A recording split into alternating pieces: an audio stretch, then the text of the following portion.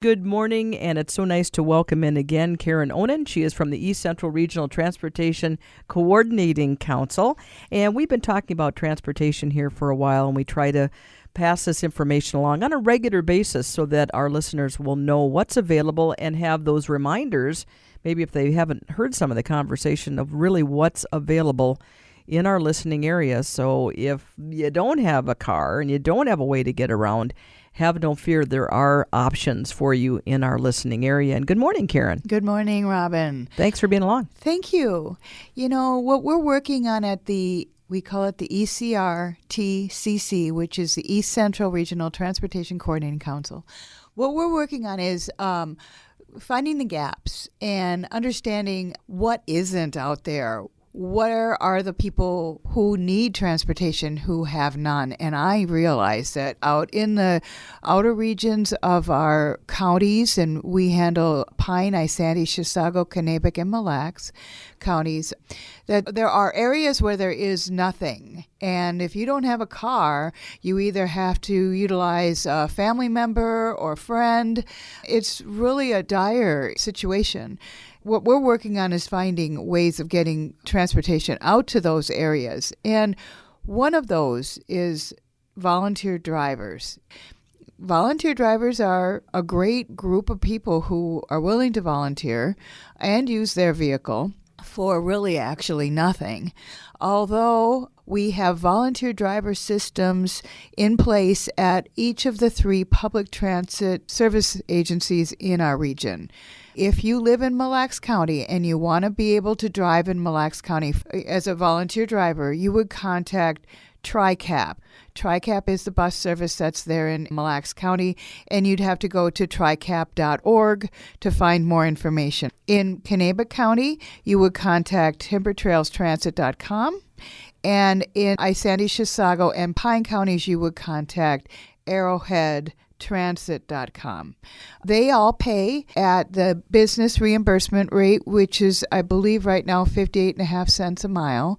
Although there is an issue with making more than $600, there's a whole formula for this, but they can tell you about it. But if you make more than $600, you have to file for a 1099. We're working on changing that. We're trying to get rid of that. There is a tax reimbursement through the state that you can take a look at if you go onto volunteerdrivercoalition.org. These links are all on our website, which is eastcentraltransit.com. Please write that down, eastcentraltransit.com, because there's a directory on that site that has all the service providers on it that we've been able to find.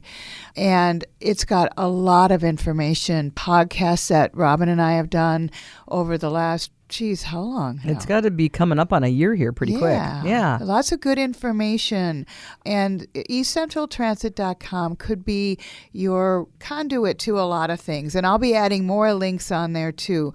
These RTCCs, the Regional Transportation Coordinating Councils, are located throughout our state.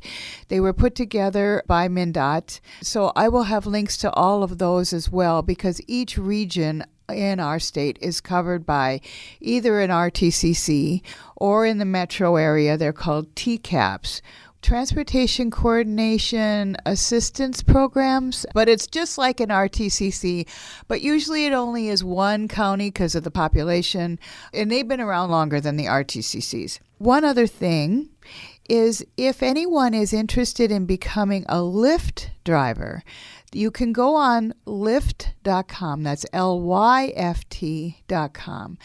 The area doesn't have many Lyft drivers. Our region does not. I encourage people who like to drive.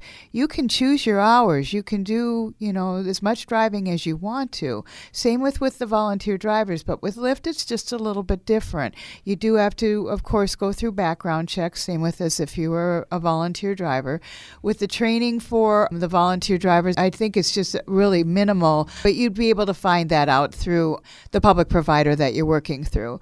But with Lyft, of course, you have to have a car that's less than 10 years old, but you can have a truck. And, in this region, you can do certain things that you can't do down in the cities.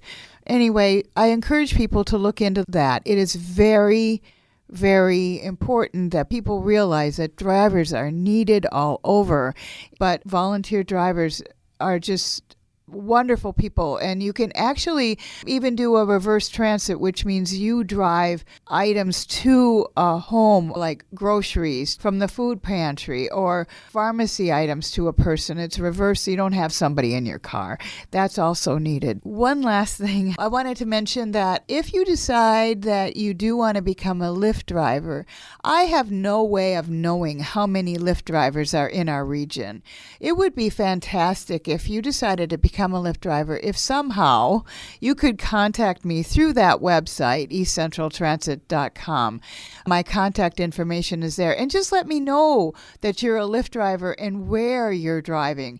I don't need to know much more than that, because that way I know that we have some available here.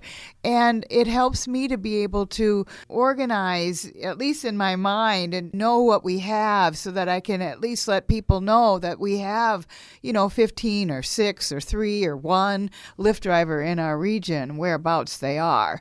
We want to grow that. I think Lyft is something that is extremely necessary. One thing I want to mention is called the first and last mile. This is also something that we need volunteer drivers for. When a person lives out in the country and they can't even get to a public service provider, that first and last mile is from their house to the public service provider.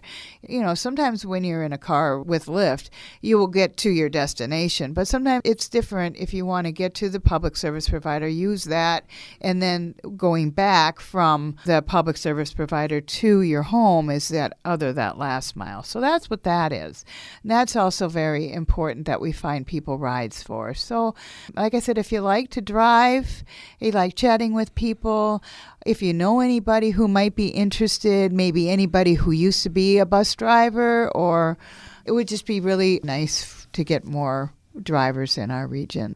There is a project going on down in Scott County called Hop Scott, and it's a program where there are 2 minivans available that are ADA accessible.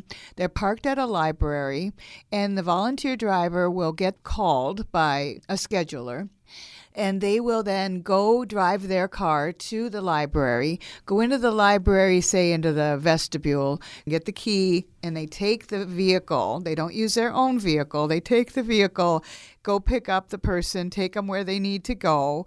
Then you take them back home again, go back and bring the vehicle back, put the fob back in or the key back into the box or whatever. So you're not using your own car. And these are small minivans. And so this is something that we're going to be working on in our region so that you don't have to use your own car. And you will get some training on how to do all of that, of course. So this is something we're going to be implementing here at some point, because I think it's just a wonderful program. This may help solve some of those problems. Mm-hmm. This is what we're trying to do. Like I said, if you're interested, please let me know or call those places that I mentioned to you. Go on to the eastcentraltransit.com website. Let's try to help our neighbors and our friends and family by becoming volunteers or Lyft drivers. Great idea. And Karen, as always, I so appreciate your information. And I also want to thank MnDOT because they partially fund our get-togethers.